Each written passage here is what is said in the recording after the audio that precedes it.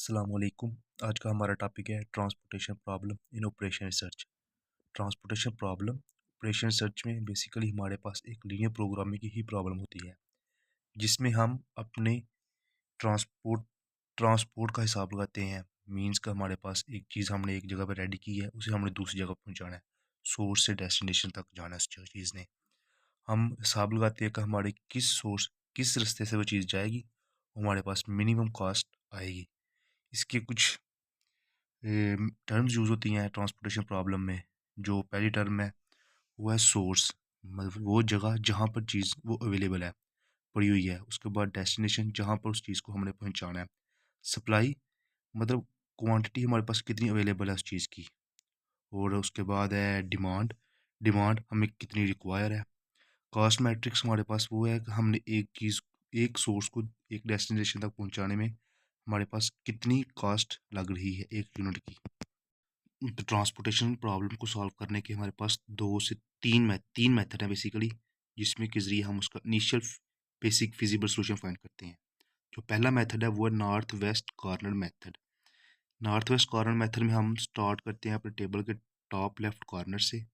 फिर उस कॉस्ट को सप्लाई और डिमांड, जो करस्पॉन्डिंग एक्स आई जे और वाई जे में जो हमारे पास कॉलम्स और रोज होती हैं, उनकी वैल्यू के साथ कंपेयर करते हैं और मिनिमम को टेबल के अंदर ले जाते हैं। और फिर उसके बाद जो उसे सब्ट्रैक्ट करके सो ऑन चलते रहते हैं, और जो ज़ीरो हो जाती है हम उसे कॉलम या रो को डिलीट कर देते हैं। सबसे पहले ये सवाल है हमारा नॉर्थ ईस्ट कॉर्नर मेथड का। ये हमारे पास सवाल है। ये देखिए, इसमें सबसे ऊपर सोर्स और डेस्टिनेशन लिखी हुई है। 3 सोर्स हैं और 3 ही डेस्टिनेशन है। उसमें सप्लाई की वैल्यू भी दी हुई है और डिमांड की वैल्यू भी गिवन है। हम सबसे पहले चेक करते हैं कि सबसे पहला जो स्टेप होता है वो हमारा होता है कि हमने सिग्मा सप्लाई और डिमांड देखनी होती है। अगर वो इक्वल आएंगी तो हमारे पास ठीक है। अगर वो इक्वल नहीं आती तो हमें एक इधर मैट्रिक, अगर लेट्स सपोज हमारे पास सप्लाई इक्वल नहीं आती तो हम एक कॉलम ऐड करेंगे। अगर डिमांड इक्वल नहीं आती तो हम एक रो ऐड करेंगे। वैल्यू ज़ीरो ज़ीरो होंगी, लेकिन जितना डिफरेंस होगा सप्लाई या डिमांड में वो उसके कॉलम में ऐड किया जाएगा। ठीक है। उसके बाद हमारा स्टेप 2 आता है। हमने स्टेप 2 में सबसे पहले चेक करना होता है, स्टेप 2 में हम सबसे पहले अपने टॉप लेफ्ट कॉर्नर से कॉस्ट टेबल की कॉस्ट की वैल्यू चेक करते हैं। फिर उसके एक्स आई जे कॉलम के जो अपोजिट, सबसे पहले लेट्स सपोज हमने ये वैल्यू सेलेक्ट की इसकी, जो सेकंड स्टेप है इसका। हम टॉप लेफ्ट कॉर्नर से वैल्यू सेलेक्ट करते हैं। फिर उसके एक्स आई जे, आई ये और जे ये, हम ये वैल्यूज चेक करते हैं। और जो इन दोनों वैल्यूज में से जो छोटी होती हैं वो अंदर आ जाती हैं, और फिर उन्हें सब्ट्रैक्ट कर देते हैं। ये अब मैंने स्टेप लिखे हुए हैं इनके, जो बेसिकली पेपर में लिखने ज़रूरी होते हैं। कुछ टीचर्स मार्क्स कट कर देते हैं इस वजह से। ये अब मैंने ये सवाल सॉल्व किया हुआ है। सबसे पहले हमने वैल्यू ली, टॉप लेफ्ट कॉर्नर हमारी वैल्यू थी 2, हमने 2 ली। उसके चेक किए सप्लाई और डिमांड में वैल्यूज़। छोटी वैल्यू थी सप्लाई की, वो अंदर आ गई हमारे पास। ठीक है। सब्ट्रैक्ट कर दिया सप्लाई और डिमांड दोनों में से। सप्लाई से किया तो ज़ीरो हो गया, डिमांड से किया तो 10 रह गया हमारे पास। ठीक है। जब ज़ीरो हो गया तो हमारा वो बड़ी रो कैंसिल आउट होगी, क्योंकि जिसकी अगर सप्लाई ज़ीरो हो जाती है तो हमारे पास ख़त्म, वो रो ख़त्म हो जाएगी। अगर डिमांड ज़ीरो हो जाएगी तो हमारे पास वो कॉलम ख़त्म, क्योंकि अगर किसी चीज़ की सप्लाई नहीं है हमारे पास तो हम उसे कैसे डिलीवर कर सकते हैं। अगर किसी चीज़ की हमारे पास डिमांड नहीं तो हम वो चीज़ कैसे किसी से ले सकते हैं। इसी तरह जब हमारे पास पहली रो कैंसिल होगी तो हमारे सेकंड रो पर आते हैं, देखते हैं तो हमारे पास सेकंड रो में हमारे पास बन गया 5 टॉप लेफ्ट कॉर्नर पर। हमने 5 सेलेक्ट किया, देखा हमारे पास डिमांड की वैल्यू कम है या सप्लाई की। डिमांड की थी 10, क्योंकि 20 इसमें से माइनस हो गया था, 10 रह गई थी। 10 थी डिमांड कम और 30 थी सप्लाई। हमारे पास 10 चला गया ऊपर कास्ट मैट्रिक्स, कास्ट के टेबल में, और 10 इधर से कैंसिल आउट हो गया और इधर से 20 रह गया। बेसिकली 10 30 में से 10 माइनस हो गया, 20 रह गया हमारे पास। जब ये 10 माइनस हो गया इधर से, 10 में से 10 निकले, ज़ीरो आ गया, फिर ये टेबल हमारे पास कैंसिल आउट हो जाएगा। ठीक है।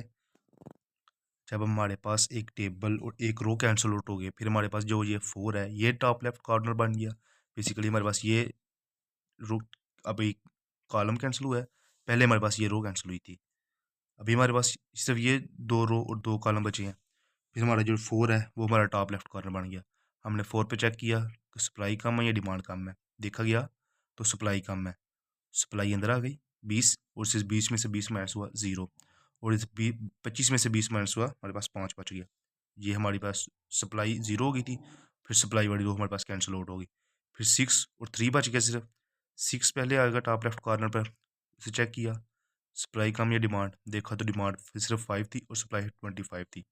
5 अंदर चला गया और ये 0 हो गया। इसी तरह ये कॉलम हमारे पास कैंसिल आउट हो गया। फिर देन चेक किया गया, एक ही हमारे पास वैल्यू रह गई थी, फिर हमने उसे लिया। उसके पास 20 सप्लाई थी, 20 की डिमांड थी, वो अंदर चली गई। 20 आ गया, दोनों 0 और कैंसिल आउट।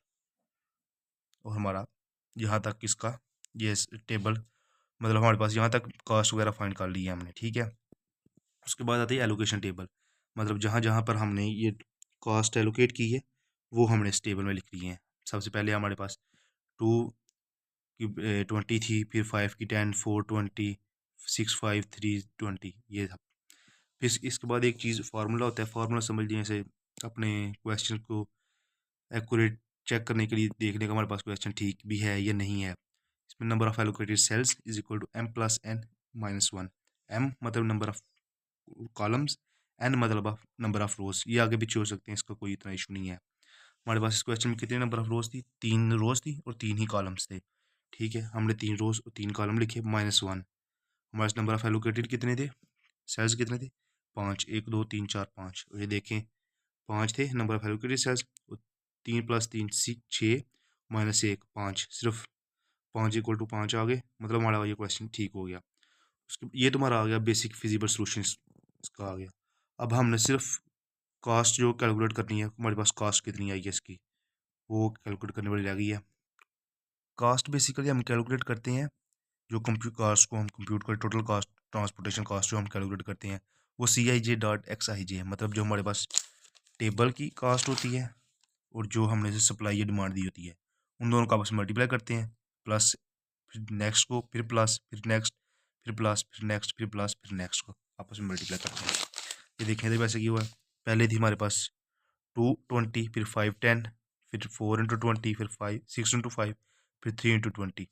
ये सब को मल्टीप्लाई किया, यहाँ पे इनकी वैल्यू लिखी है, फिर इनको ऐड किया और 260 हमारे पास फाइनल आंसर हमारा आ गया। ओके, शुक्रिया।